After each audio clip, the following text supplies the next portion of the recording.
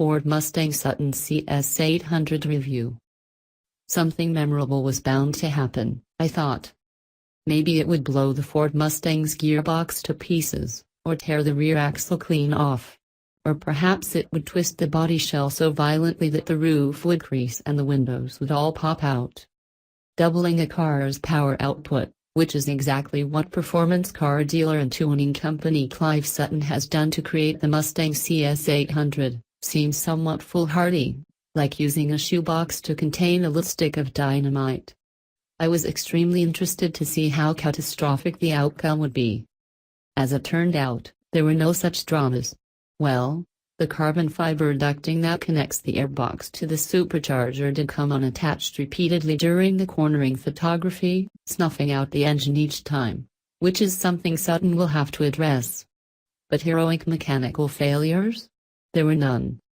The CS800 Mustang starts out as a relatively cuddly and benign 410 bhp GT, but by the time Sutton is done with it, the thing is transformed into a snarling and malevolent brute.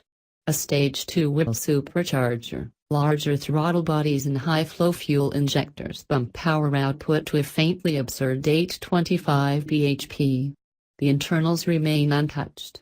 At 13,716 pounds, the engine upgrades are not cheap, and you'll pay a further 3,117 pounds for the exhaust system and 1,920 pounds for installation and a 12-month warranty. The adjustable KW coilovers, meanwhile, cost 2,928 pounds and the 20-in wheels are 3,120 pounds.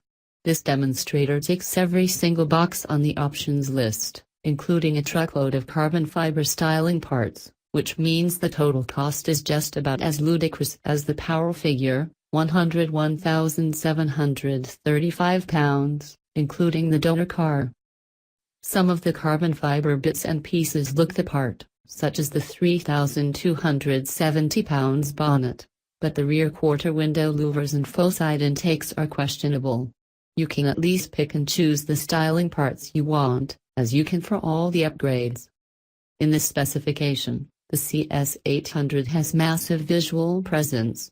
It can be hard work to drive, though, because with a short shift kit, the manual box is very tight and heavy and fourth gear seems to melt away entirely when the transmission gets hot. The soundtrack is complex and multi-layered. The rumble of the V8, the manic wind rush of the induction system and the crazed rattle of the exhaust like Zeus with a chesty cough, all underscored by the wailing supercharger. Quoting such a vast power figure does present certain problems. If the car doesn't feel like the fastest thing you could possibly conceive of, it'll be a bit of a disappointment. The CS800 is brutally fast and there are occasions out on the road when it draws in the horizon so rapidly that you feel your eyes widen involuntarily, but it doesn't feel much more rapidly accelerated than the Nissan GT-R, for instance.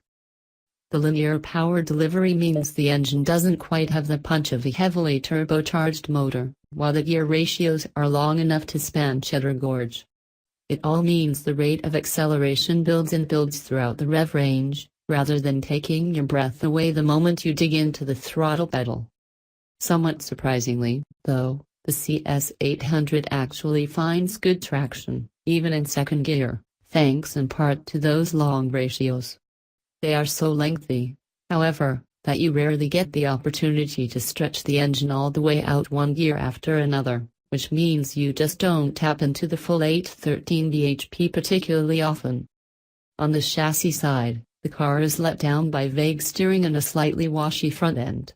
The balance is very safe, at least until you provoke it with the throttle, at which point it can get rather snappy.